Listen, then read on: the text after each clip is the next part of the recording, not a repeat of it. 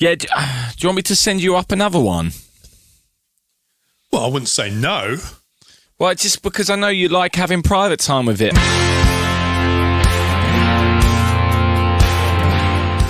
In episode 39, we taste the Port Charlotte 10-year heavily peated Islay single malt whiskey. A whiskey recently voted Whisky of the Year by the Whisky Exchange customers. Yes, indeed. And as well as the return of Boozeround, everyone's favourite news segment, we also hear the return of tasting notes from our very own Whisky God.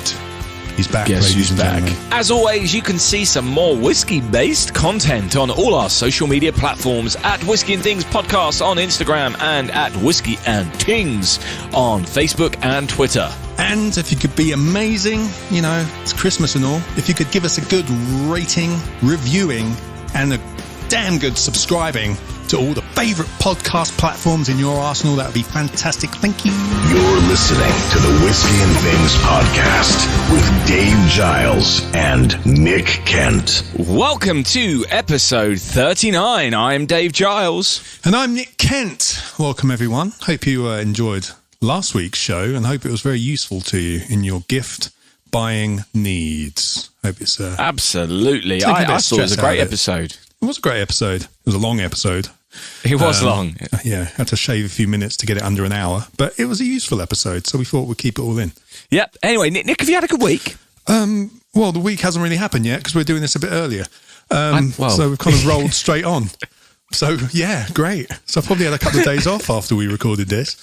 But, yeah. But what has been great, Dave, as I'm sure you're excited about, our Bimber Club bottlings have arrived. Yes, they have indeed. Nice grey box, or so what do you call it? Like the tube, grey tube, with a beautiful bottle of whiskey inside. It is quite battleship grey, isn't it? But, yes. It's what's inside. Yes. It's quite cool. I don't think they've done a grey one, but there we go. Yeah, there's my bottle number on there. Not going to let you know what it is. That's top secret. But it's another Bimber bottle, which is too tall for my shelves. So it has a little like Bimber World just next to them. Next to the tree is Bimber World. I love that. Yeah. Have you opened it yet? Have you tried it? No, I haven't. I haven't opened the other one yet, the recharred one, because I don't know. There's some whiskies I don't open unless I'm with friends, and there's people who I think that's fair enough. You know, I'm on my own, mate, up here. Yeah. I'll drink the Bullet like 2 a week, but the Buffalo Trace, and the Jameson. Don't get me started. But I'll save the Bimber. But there we go. Anyway. Save the good stuff for when you're entertaining. Exactly. So last week we had 4 whole guests. No, 5 really, because 2 of them. One came as a pair. It's a double act, wasn't it? It's a double act. Double act. How many we got this week, Nick? Does the Whisky God count? No. I don't think it does it? No, he doesn't. I think it's just you and me, mate. Well, apologies, listeners. We're slacking. In fairness, I've actually forgotten how to do this. We've had, 5 weeks of great guests now? Something like that. And it feels like ages since it was just the 2 of us. I know. I actually had to look some stuff up today and do some research on today's whiskey. I can't remember what your voice sounds like. Sorry, you were talking. You had to look things up. Yeah, I had to look things up today and do the research instead of just asking someone who was on. Yeah, well, that's annoying, isn't it? Don't know. I watched a good film today, but do you know how much research I did, Nick? No, I don't. Absolutely none. And on that note, sting me. Whiskey bots, roll out. That doesn't surprise me. I mean, it also feels like ages since I've done this, Nick. Done what? This week's whiskey. Port Charlotte, 10-year, heavily peated single malt whiskey. Before you get started, Nick, I just want to point out this was brought to me by Sarah Nicholson and Fern Monkton last year, along with... Do you remember? Monkton.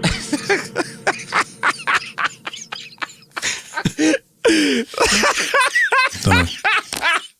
Oh, it's the simple pleasures I get out of this show, the simple pleasures. We do have a cork in this one as well, but it's not that epic. It's quite a shallow cork for a wide rim bottle, so it's hard to get a good sound out. But anyway, tell us more about the Port Charlotte 10-year heavily peated single malt whiskey. Well, listeners, we're kind of doing this because it's been voted Whisky of the Year by Whisky Exchange customers, I guess.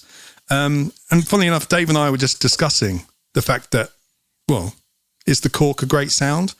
Because how can how can a whiskey be voted Whisky of the Year if it doesn't have a great cork sound? But then we nailed it. Everyone who voted had sample bottles. Oh, yeah. Outrageous. Yeah, but, outrageous. But it is all about what's going on the inside. But yes, as we said, this was voted Whisky of the Year, which is quite funny how we've had it, in our arsenal for a while and haven't gone near it. Yeah, it does amuse me that we've had the Whisky of the Year sitting on my shelf. You've got a sample of it. I've got a whole bottle of it. And neither of us had even tried it until we did the Trokiski thing last week. And I had a bit. I've had it a few years ago. I actually had a bottle of this a few years ago. Not this exact one. Oh, did you? Not this exact one. My brother bought it for me for my birthday. Oh, thank you, Paul. Thank you for buying a nice bottle for Nick. Yes. It was in it was in a short list of 6 whiskies, all around the 65 quid retail price. Other ones in the list were the Lagavulin 16, the Nika Coffee Malt, which is a Dean DiCioso favourite, isn't it? It is a Dean DiCioso favourite. A Glenmorangie in there, 14-year-old, Johnny Walker Green. There's some good stuff in there. But interesting. Yes, but the Port Charlotte, right? I've been looking into this all day and I've had a good time. Port Charlotte was actually a distillery in Port Charlotte. Funny enough. Yeah, I know. Well, no, might not have. On the Isle of Islay, which was founded in 1829, but actually closed in 1929. Now, the Port Charlotte brand we have here is actually a release from the Bruichladdich distillery, which is very close by. Okay. Bruichladdich, it looks like it should be pronounced Bruichladdich, but I've been watching the film today and it's Laddie. Bruichladdich. Bruichladdich. Bruichladdich. Yeah, the Bruichladdich bottlings are actually unpeated, which is unusual for Islay. Port Charlotte is their kind of peated release, but they're also responsible for the Octomore, which is widely known as the super heavily peated whiskey around. Right. Okay. Yeah. So this Port Charlotte isn't from the Port Charlotte distillery. Just to clarify that, this is from the Bruichladdich. It's like 200 meters down the road or something. Right. It's that kind of thing. They kind of took the name under. So they not making whiskey at Port Charlotte anymore? Do you know that? No, it's kind of there. It's kind of like a derelict place, I think. Please don't, look that up, anyone. Just take Nick's word. Just take Nick's word for it. And no one ever look it up. It's Christmas. There's more important things to do at the moment. Yeah. But the I'm going to have a bit of water, everyone. R2D2 cup, very nice. I knew you'd notice that. Right, the Bruichladdich distillery had a bit of a resurrection in 2001, but was originally built in 1881 by the Harvey brothers, William, John, and Robert. And it was thought as a very modern design at the time, this distillery, because other distilleries were kind of made out of disused like farm buildings and stuff. But this one was purpose-built, so it was very efficient, Nice. Back in like the 1800s. Bruichladdich was run by William Harvey until there was a fire in 1934, and then he unfortunately died in 1936. And as with a lot of distilleries, there was a few owner changes, and they eventually shut in 1994. But here's where it gets exciting, Dave. It was purchased in 2000 by a group of private investors led by Mark Rainier of the Murray McDavid company, who were like a Scotch whiskey bottler. Murray McDavid. Is there a more Scottish name right there? McDougall would be mine. But they hired a guy called Jim McEwen, right, as master distiller and production director. And he's famous in the Scotch whiskey world, right? I've watched a movie on him. I'll get into that a bit later, yeah. Nice. Jim McEwen spent 38 years at Bowmore. Right? Wow. Yeah. And he started there when he was 15 years old. And then he spent another 15 years at Bruichladdich before retiring there in 2015. But then decided, no, I don't want to retire anymore. So he went, after a few years after that, he helped found Islay's 9th distillery, Ardeno, Nick. Is that right? Ardeno. No, I don't know what you're saying either. In 2018. That's amazing. I don't know how to pronounce that word. So yeah, it's hard. I know, isn't it? Yeah. Wow, brilliant. So anyway, yes, with Brooke Laddie, he came in and helped reinvigorate and relaunch the brand, and he saw over dismantling and reassembling the whole distillery. But they didn't modernise it. They kept the original Victorian decor and equipment, including the machinery William Harvey used back in the day. It means they don't use computers in the production process. It's all like dipsticks and flotation devices and all that kind of stuff. Dipsticks. Well, I'm sure there's an actual better word to use than dipsticks. I was a mechanic. I used the word dipstick. But there you go. Of course. But yeah, if you want to find out more, there's actually a really cool film I watched months ago. I rewatched it today. It's called Scotch, The Golden Dram. It's about Scotch and obviously Islay whiskey and all kinds of stuff. But it actually follows the Jim McEwan story from when he first joined Bowmore when he was 15, all the way through to his first retirement. However many years, 52 years later. What I loved about this film was it's produced and directed by a guy called Andrew Peat. Amazing. Yeah, it's P-E-A-T. God, this is a pun central show, isn't it? I know. There's puns coming at us left, right and centre here. There you go. So yeah. Loving it. So they loving it. Yeah. So Brooke Laddie make Port Charlotte. Okay, cool. Yeah, there we go. Well done. That's all very interesting. But how does it taste? And why did it win the award, I wonder?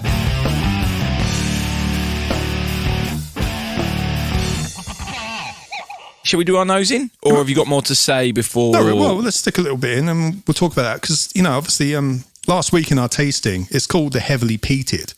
And I actually commented to you, I'm not sure if I cut it out of the interview, actually. But I was wondering if it was peatier than the Lagavulin I was drinking at the time, because we were having the Islay chocolate and all that kind of stuff. Yeah. And you think heavily peated would be a lot more heavily peated than, say, other ones which don't say heavily peated, like the Lagavulin and the Lefroy and stuff. But I did a little bit of roving around.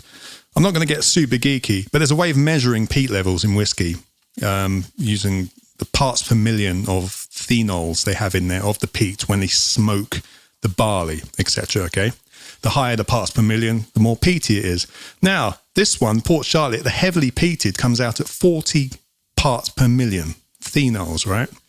And the Lagavulin is just under at 35, but the Lefroy 10's 45, which is more. Wow. Yes. So somewhere it sits right in the middle of those two. Yeah, but they put heavily peated on it, which is fine. But again, it doesn't matter. Once it's like distilled and aged, a lot of that peat does like mellow out and it's not like as peaty as it sounds. Because if you think about the Octomore, the strongest one they've done peat-wise is 258 parts per million. Whoa, and so that's the like super heavily peated one you were mentioning earlier. Yeah. That's the most peaty one they've done. They kind of sit around 140 at the moment. That was back in 2015. The 6.3 was 258 parts per million.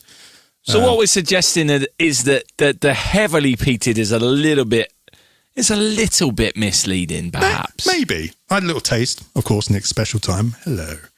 And it didn't like whack me as being extra more peated than the Lagavulin or the Lefroy. Yeah, I mean, when I had some last week, I did think of it. It was around that same level of peatiness as Lagavulin and Lefroy. But to be honest, I think I would have always said that they were peaty whiskies, like quite heavily peated whiskies. I think I would have used that expression on them, but it's just not on the label. No, it's not. Obviously, it is peated, and people know it for that. But yeah, anyway, it's just a number. Whatever. It's just marketing and a number. Who cares? All right, cool. Fair enough. Anyway, I thought I'd just put it in there as a bit of a reference. Yeah, well, I think that's a good reference. When we're doing peated stuff, we probably should mention that parts per million phenols. Yeah. All right, okay. Noted. Anyway, on the nose. Let's get our noses in. This doesn't smell like Lefroy, though. It doesn't smell that, even though it's peated, it doesn't have the same smell as Lefroy or Lagavulin. I'm getting my nose into the Lefroy here. Just a little bit. I'll put it back. There's no one here. In fact, I'm not... Oh, it's different. Very different peat. That's my point. In fact, I would say that this is... It does on the nose. It's a bit more of a kick peat-wise, but it's more Really? In terms of like, it's more of an anvil dropped on your head. With the Lafroig, the anvil has been lowered onto your head, but it's still the same weight of peat, if you know what I mean. Interesting. Mm-hmm. It's less medicinal, though, on the nose. The Lafroig was like, we mentioned the Band-Aid loads in episode 1. I'm not getting that side of it as much. But once we get past the peat, for me, fresh cut grass is there. Exactly. Yeah. That's exactly what I was about to say. Yeah. Compared to the Lafroig, this is a lot fresher of a whiskey on the nose. So a lot fresher. For me as well, it's kind of like fresh cut grass, but a kind of phenolic moss seaweed kind of vibe as well. Like you've got that saltiness, like you go to the docks and stuff and you kind of get that mossy seaweed stuck.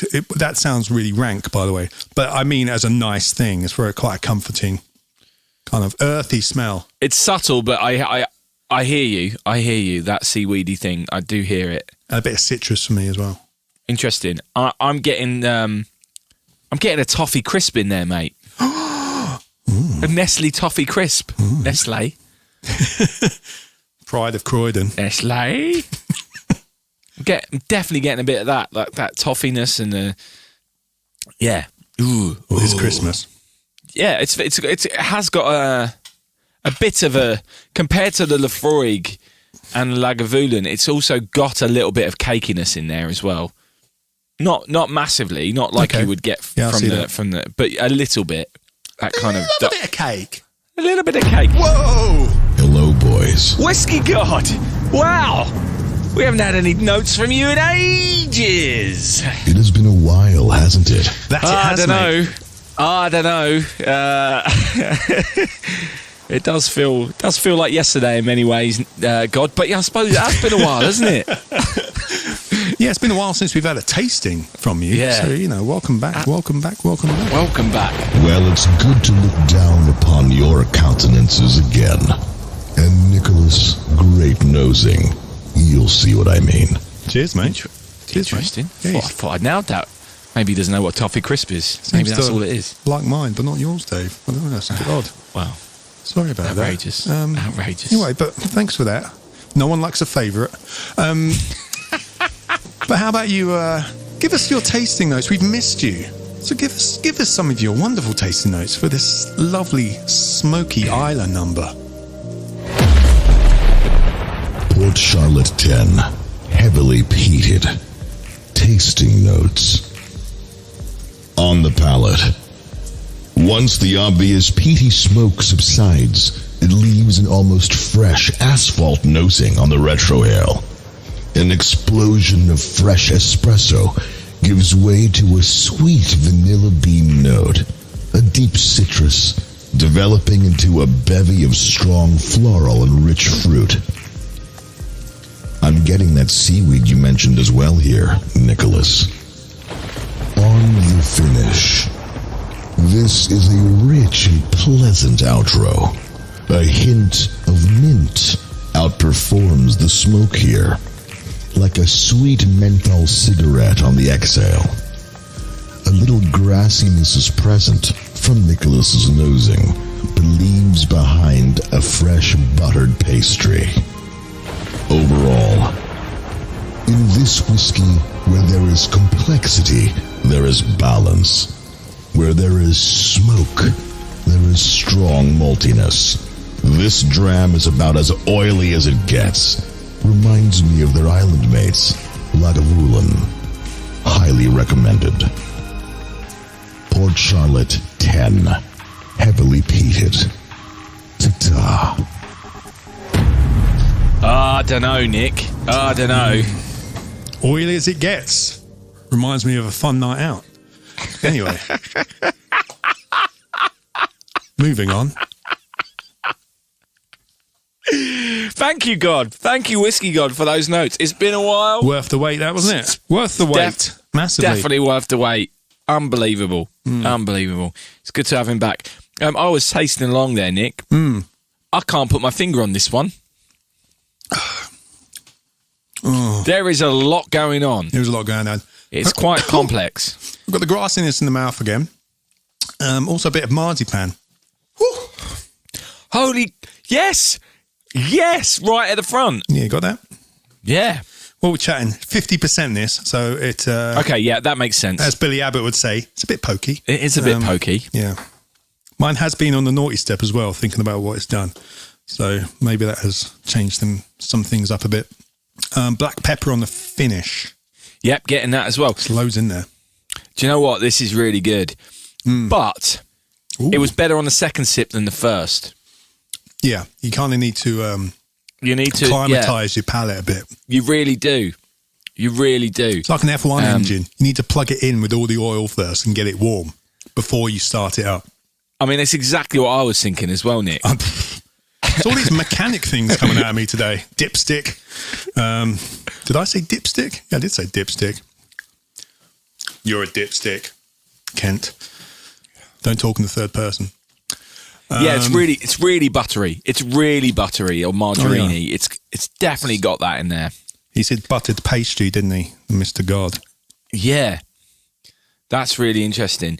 Wow, yeah, I like this. I like this a lot. I was concerned I wouldn't because it says heavily peated. Yeah, but the peat's really not that strong within the flavour. I don't think.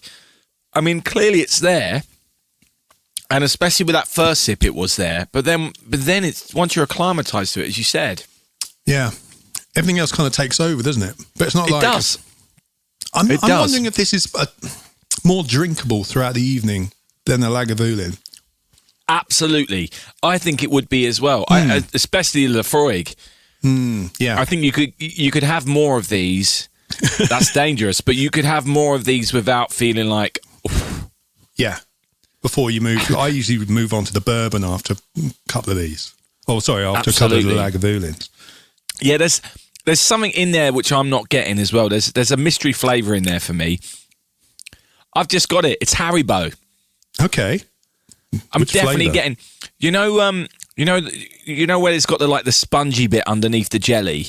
Yes, the white stuff. I love the that white stuff. It's the white of the egg. It's the white of the egg. It's the white of the egg or the white bit of the heart. It's that kind of vibe. Oh yeah, it's definitely in there. It's my favourite bit. What, the foamy white bit? Yeah, the foamy white bit. Nick loves a foamy. I don't know, Nick. I don't know. I think I always prefer a cola bottle. But anyway, it is a good part. The fizzy, the one with the sugar on. Anyway. Oh, even just a plain cola bottle. Nah, not the anyway, plain ones. I love a cola bottle. Weirdo. What's the matter with you, Nick? I'm a big fan of this. This has impressed me. First sip, I was like, why is this one Whisky of the Year? As I'm sticking with it, I'm like, I can completely understand why it's one Whisky of the Year. It's close for me to the Lagavulin, but it doesn't coat the mouth as much. I can see it's hard to describe a peaty whiskey as an easy drinker, but you know what I mean. This is an easier drink than a Lagavulin. Yeah. There's a sweetness in there. The more I'm getting, there's a creaminess and a sweetness to this, which you don't get with Lafroig or Lagavulin. Funny, I would have said it was drier, and the Lagavulin was sweeter. But really, yeah, interesting. Yeah, it's interesting. Do you know what I'm going to do? What are you going to do? Have some Islay chocolate and Chokiski. Right, while you chomp on that, I'm going to tell our listeners, this is, it's about 46 quid for this bottling. Really? Yeah. 50% ABV, as we said before. So it's not too bad. 45 quid. Mate, I'm shocked by that. I would have had that in the 60 quid price bracket. Although this is the save £4 on Whisky Exchange price. So let's say 50 quid to be safe. It's good with that Chokiski. It's really good with the Chokiski. Oh, I got enough. I got a little dribble left. I'm going to finish that off. I'll tell you what, Nick. I'll send you another dram of this as well, if you want it. Oh, is it Christmas already? It is Christmas. It is Christmas after all. Yep, big fan. Port Charlotte. I'm happy I've got this in my collection. This has been sitting there and I haven't been drinking it because I was waiting for my first moment to really be about this show. Yeah. But I can see myself getting into this quite a lot, probably. And I'm a big Lagavulin fan. Not so much. I am a Lagavulin over Lafroig any day of the week. This now pushes that Islay, like this would now be a close tied first or even first. It's going to give that Lagavulin a run for its money, that's for sure, for me. Well, that's a good thing as far as I'm concerned. It's not a bad problem to have, is it, Dave? No, of course it's not. Of course it's not. Although I don't currently have a bottle of Lagavulin, so no, never mind. Oh, well. Hint, hint. Yeah, hint, hint. Christmas. Yes. Anyway, that was awesome. So, yes, check out the Port Charlotte 10-year-old heavily peated single malt Islay Scotch whiskey. I'm sure Nick will drop a link in the show notes where you can get a bottle from the Whisky Exchange. Of course I will. Of course I will. Why not? Just for you. Why not? Just for Go you. and do it. Just for you. Sting me. You're listening to Whiskey and Things. It's crazy what passes as a podcast these days. Dave, how's that chocolate going down? Oh, mate, it's delightful. Absolutely delightful. Nearly dropped my Glencairn there. That was dangerous. Not your special Whiskey and Things one. That's why it tasted so good, because it's in a Whiskey and Things Glencairn. And everyone knows whiskey tastes better in a Whiskey and Things Glencairn. Mate, everybody knows that Bodger loves mashed potatoes. Anyway. He does. Anyway. You know what is a mashed potato, Dave? Boozeround! Yes! It's back! It's back! Boozeround is back! I am excited. Are you excited? I'm super excited. I'm not. I've got to find that jingle from somewhere. That probably took me a while to find that. Some deep hard drive. Yes. But, yes, we're talking chocolate, because I'm running on from our segment last week with the Chokiski guys. Chokiski! We have some more chocolate whiskey news, everyone. Oh, yeah? Kit Kat. Kit Kat? I love a Kit Kat, me. Who doesn't love a Kit Kat? Give me all the fingers. Yeah. It's a family show about whiskey, apparently.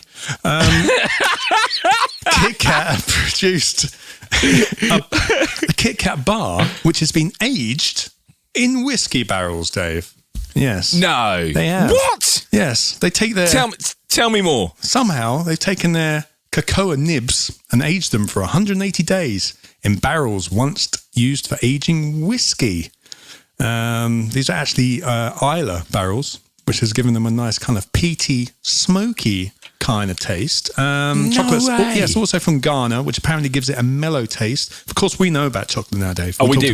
We know all about this. We're chocolatiers. Exactly. But yeah, it's from Ghana, which gives it a mellower taste, which makes them ideal for blending with more complex flavours. Like a whiskey, maybe. I don't know. But yes, they're actually made here, but they're being sold in Japan.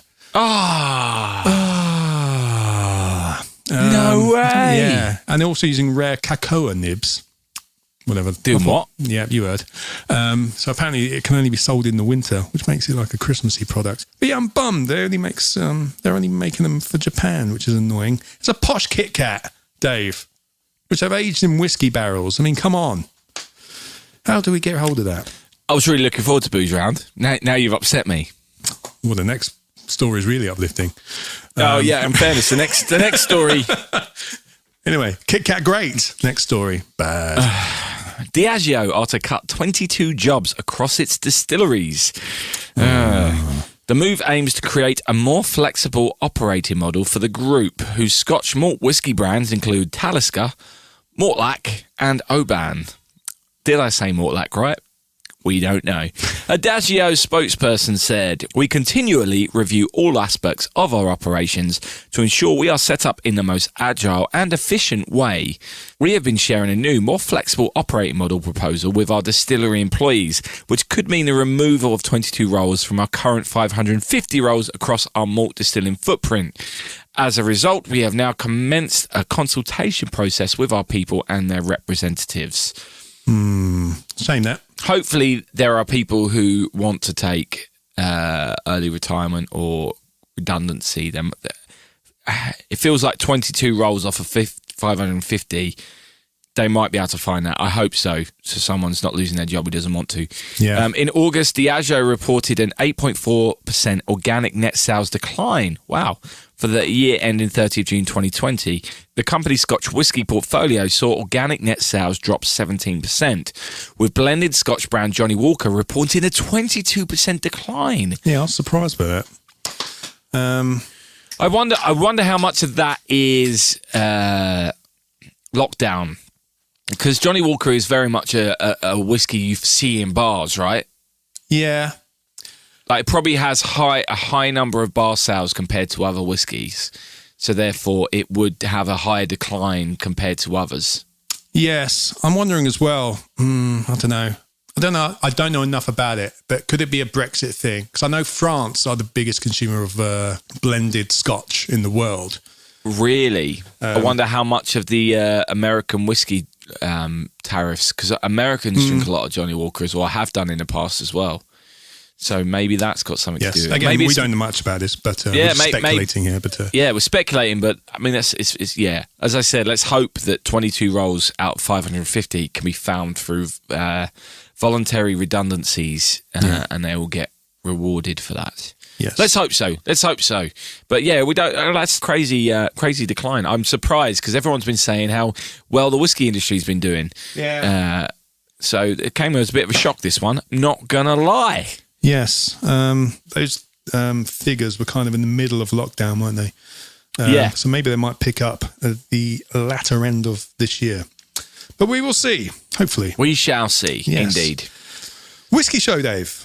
Oh, yeah? Yes, we loved it this year, didn't we? Even though it was the virtual show. I loved it. That was 5 of the greatest days I've had on the internet. Yes.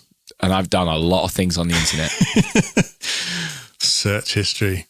What? I don't know, Nick. I think you're... Oh, no, I mean, you meant Twitch and stuff. Okay. Anyway, yes, Whiskey.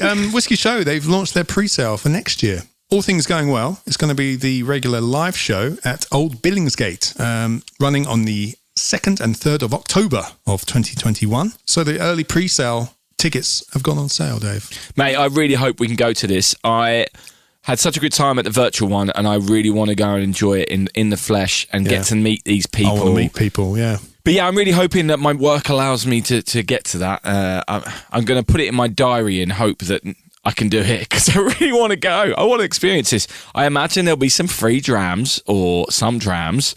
There'll be plenty of tasting, plenty of meeting people. There's all kinds of stuff. Yeah. For the weekend tickets, it's 185 quid. So not cheap. But you're gonna want. But I think you do get some stuff in with that. Good, Nick. You can stay at mine for the weekend. Thanks, mate. When you come down. Thanks, mate. And then we can share an Uber, so we don't have to try and get home on the night bus. No, because that never works out, does it, Dave? Not when we've had all the whiskey and we're coming over from East London. Oh wow! Oh, absolutely not. Anyway, absolutely. Yes, let's move on to something else. Dave, you've been. I understand you had a whiskey advent calendar this year. Yeah, my mum got me a whiskey advent calendar. Thanks, Mum. I have thoroughly enjoyed it. As we record this, we're on to day. What day is it? It's the 11th or the 10th? 11. So this is the 11th. 11? This is the 11th whiskey I've had, and I've got. It's a Drinks by the Dram one, right? Yeah. So it's all those cute little bottles we did the samples from earlier this year with the wax tops and the nice labels. And today we've got the Glenfiddich Experimental Series IPA Cask Finish.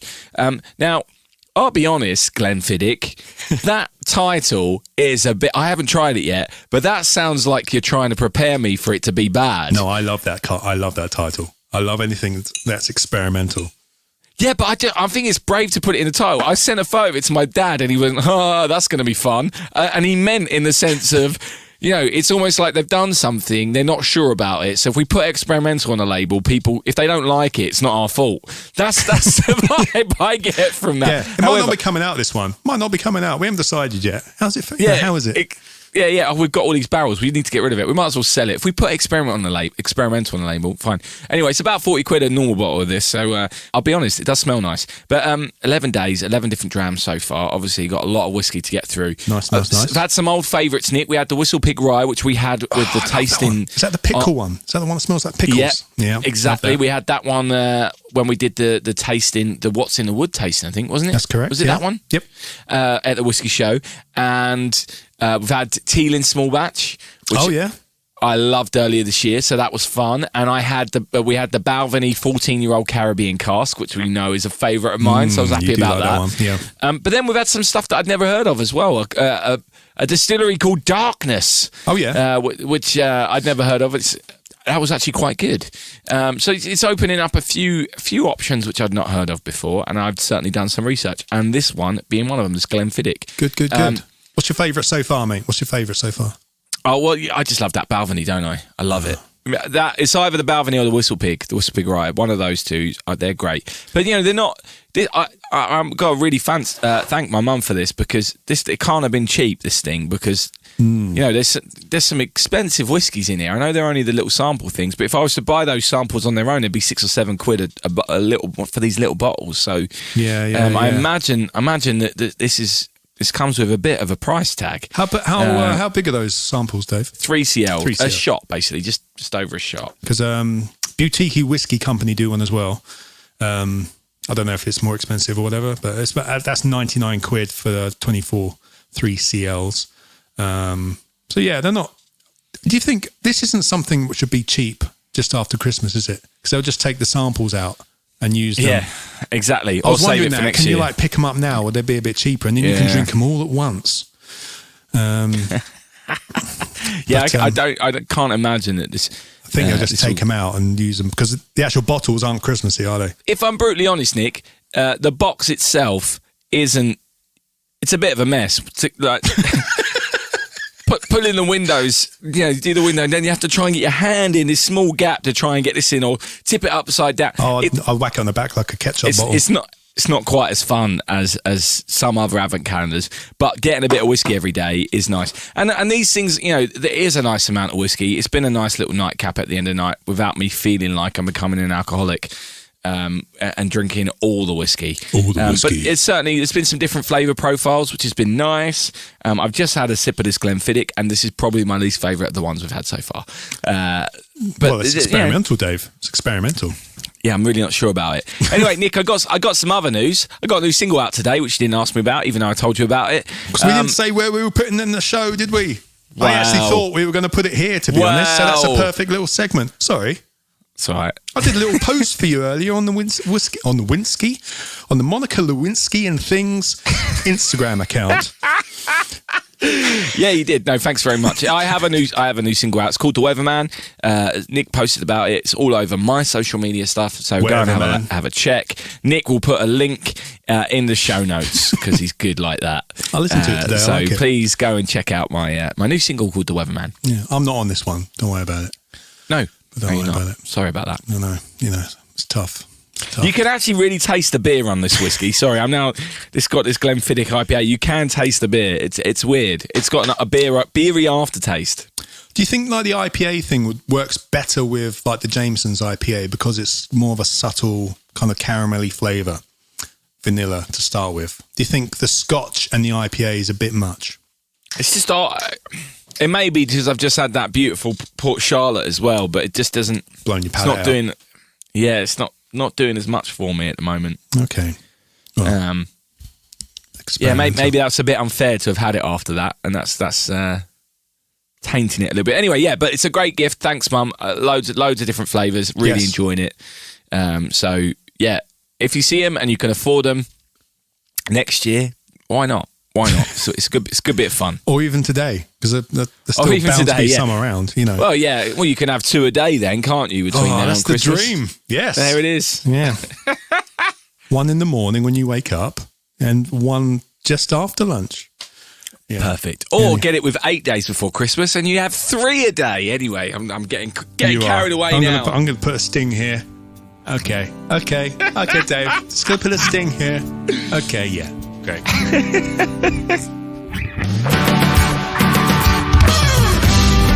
So, Whisky God, last week you told us you brought moonshine as a gift to the newborn baby Jesus.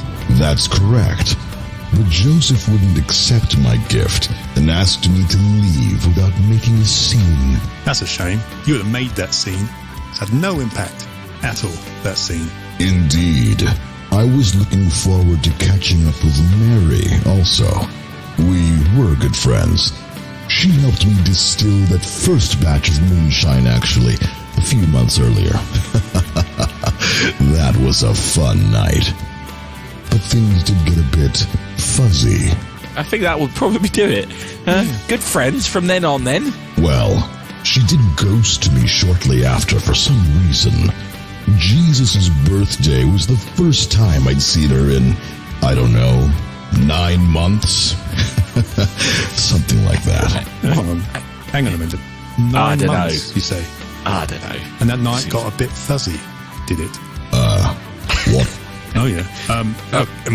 Never mind, Whisky God. Right. I've got to go make some calls. All right, okay. Never mind. Bye then. Bye then. See you soon. Another See you time. soon. Whiskey God. Well, that sounds like it should be in the Book of Revelations. Anyway, on that note. Didn't you make that joke last week?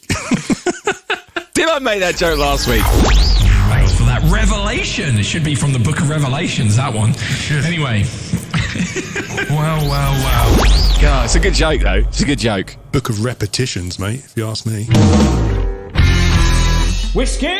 All right, mate. So just want to bring up Amar. We've not mentioned Amar in ages. We used to talk about Amar all the time. He did a wonderful bit of Photoshop. He did. Recreating that scene with the Whisky God turning up with moonshine. He did. I'm sure I probably retweeted it if you haven't seen it, or if It's check fantastic. it out. It's fantastic. Amar did a wonderful job. It made us all laugh a lot. Every nativity scene needs a blue 4 or 6-armed Whisky God holding carrying some moonshine. moonshine. Yeah, I mean, I'm tempted now to head over to the Vatican and correct some of their artwork. Anyway, of course I won't do that. Thank you very much for listening. This has been a fun show. Episode 39. We've survived without a guest, Dave. I'm impressed. 39. Yeah, I mean, crazy. Next week's episode 40. It's middle-aged. Who'd have thunk it? This whiskey show is going to be buying a sports car any minute.